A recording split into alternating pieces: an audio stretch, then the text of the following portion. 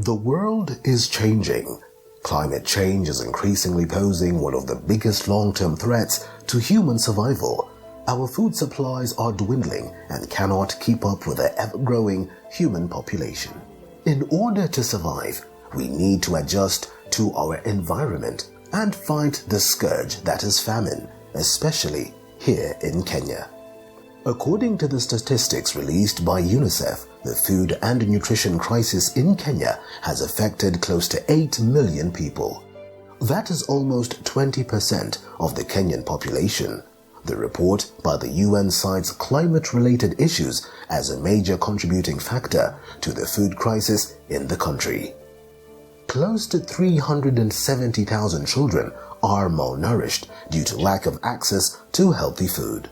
You will find that there are seeds that are indigenous. Many people don't know them or don't use them, but they have very good nutrition value that if they were embraced, they would help people to get the nutrients that they would require so that we don't have cases of malnutrition either in children or pregnant women or even in any of the populations. One of the biggest challenges facing the Kenyan farmer today is access to seeds.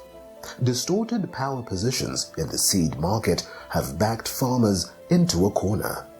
Many multinationals have introduced intellectual property rights over most indigenous seeds in Kenya, restricting farmers from implementing innovative ideas on seeds. Farmers are forced to use these seeds provided by multinationals that do not adjust to the ever-changing climate in the region. Seed is the beginning of a food system, and there is no way we could have seed, we could have food security or nutritional security without having seed security. And if communities have to access seeds for them to access food. So, seed is the most important input in farming. And given our society in Kenya, I mean Kenya in general, more than 60% of population depend on agriculture, and without seeds you cannot do agriculture. You could ignore any other agricultural input, but you cannot have food security, you cannot have agricultural economy without seeds. Due to lack of access, farmers were forced to wait for long periods of time to get the supply of seeds they needed for planting. Not just any seeds, but local seeds that can adjust to the climate. Seed Savers Network was founded to tackle such issues. The aim of the organization is not only to provide access to seeds, but to sensitize farmers on the significance of conserving indigenous and non-GMO seeds that will adapt to a certain environment. Hii ni mzuri sababu mimi hinunuagi cha nini mbegu. Saida mimi nataka kupanda na naenda kwa store. Nachukua mbegu, mvua ikunyesha, mimi naenda kwa store, kachukua mbegu yangu ngapeleka kwa shamba. Ngapanda. Sasa yangu ikamea mbele ya watu wale wanaenda town. Sasa ni mzuri kuweka kwa store.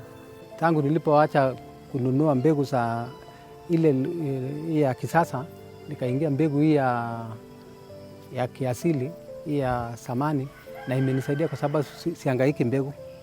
Na pia inanisaidia kwa sababu nahifadhi mbegu zangu, inakaa mwaka huyo mwingine ikifika ninatoa tu kwa store ikiwa karibu.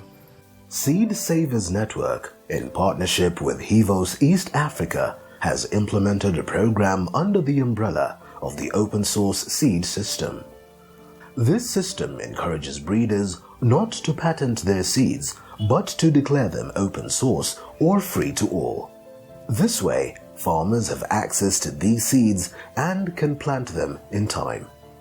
Juu kuweka hii mbegu zako, wakati mvua itanyesha, hakuna haja uende kwa duka. Ukienda kwa duka unakuta hakuna kibegu, lakini kwa store unachukua mbegu zako unaenda kufanya kupanda. Ukuna na time ya kuwaste ati umekosa mbegu. Hii mbegu ni mzuri kwa sababu inasaidia kuhifadhi ama kutengeneza mazingira, kwa sababu hii haihitaji mambo ya madawa, atu spray tu hatuweki zile mambolea ya kununua na kupiga madawa ambayo inaleta madhara, na pia inakuwa na haina madhara kama vile magonjwa ambayo hii mbegu ya kisasa baada ya kupiga madawa hizo chemicals ina affect watu, lakini hii haina, ukienda kupanda tu kitoka ni ready. Seed Savers Network started this program to ensure that farmers have access to these particular indigenous seeds that will survive in any given environment. Some of these indigenous crops that are being utilized under this program include a variety of local vegetables and grains. Maintaining a healthy lifestyle requires one to consume natural grains and vegetables that are easy to grow here. Some of the indigenous foods, for example, vegetables, green vegetables, they have very high content of iron. And so when someone does not consume them, they are likely to lack iron. And as we know, lack of iron is likely to lead to anemia.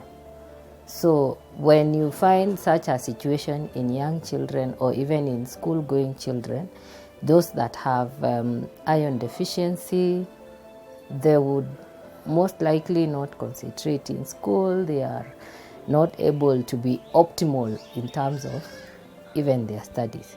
So it would be beneficial to have a population that has high iron levels. Even amongst pregnant women, we have to continue supplementing them with iron because if they are not supplemented and they are not taking these indigenous foods or seeds that have the high iron content, it means they would have issues of low birth weight children, would have issues of women having miscarriages and other issues that would arise. Basically, we are saying that if you eat foods that are indigenous and they are high in nutrients, specific nutrients, then you are preventing a problem that you would not need to cure in the future. Kikula jahe, ukule githigu, ukule ingine ya yellow. Kwanza ya yellow dinatumiwa saa hii ni watu wa ugonjwa wa sukari. Na tena pressure ina reduce. Kwa hivyo hii mchakula yetu ya zamani turudie. By encouraging the use of the open source seeds program, over 50,000 farmers now have access to seeds that do not require chemicals to thrive in their respective environments. The seed bank system was introduced to the local farmers through the Seed Savers Network and Hivos education forums. Here, farmers were taught how to preserve the seeds from previous harvests and how to store them properly in seed banks. This ensures that the farmers have a backup of seeds to use during the plantation season. Kabla ya Seed Savers kunipata nilikuwa naendelea kupanda. Lakini changamoto ile ilikuwa ninayo ni teknolojia ambayo sikuwa najua namna ya kuweka vizuri, lakini Seed Savers walipoingia wakanisaidia kuanzisha mambo ya seed bank. Namna ya kuhifadhi, namna ya kupanda, na pia wakatupeleka mambo ya field day, mambo ya trainings, alafu ya kuhusu mambo ya mbegu, namna ya kupanda mbegu ya kiasili ambaye tunaweza kuhifadhi mbegu. Na imenisaidia kwa sababu nikifika na wauzisha majirani na wauzisha familia na wale walio karibu, kuwaita wakati ninapanda, kuwaita wakati nimetoka training, ili kuja kuwafundisha pia, kuwapa ile information kuhusu mambo ya mbegu. Sisi sikujua ati linasagua. Sasa hawa wakuja wakafundisha sisi tusague. Usagua mbegu kado, hii mwitemania kado, hii mbegu fulani hivi.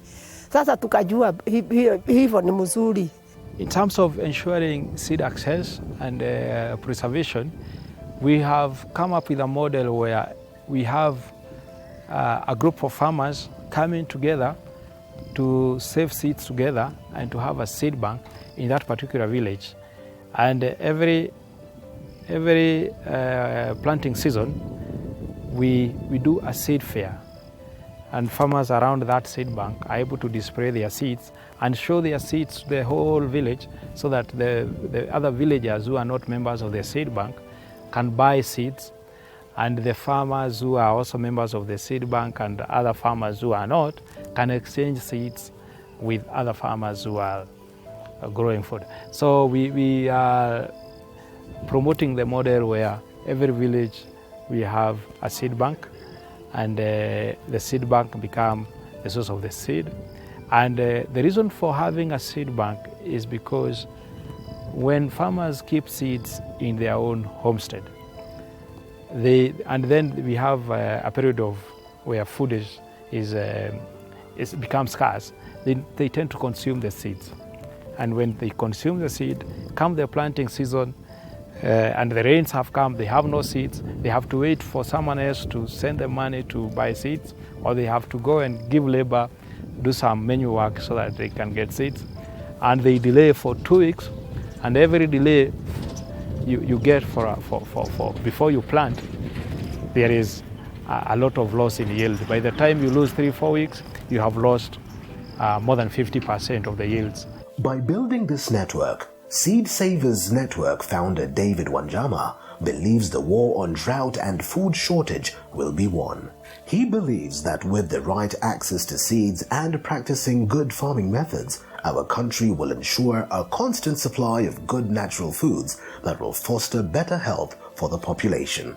We want to have this information together with information on the value of our local varieties spread far and wide, so that we can also find whether it is possible to work with breeders who can register local varieties and declare them open source, so that they can be part of the commonly accessible varieties, but they are also protected from privatization. And we are also looking at possibilities of also working with people at the regulatory authority, so that they can also see whether they could relax the way the seeds are registered, so that farmers' varieties don't have to go through the system that they use for commercial varieties for registration, so that it becomes easier and accessible service. And we are also looking at possibilities of working with county government, so that they can be able to set up seed banks and support farmers' seed network, so that they are able to preserve indigenous varieties and keep them for the coming generations, and improve nutrition through having these local varieties accessible and used by the people who need them.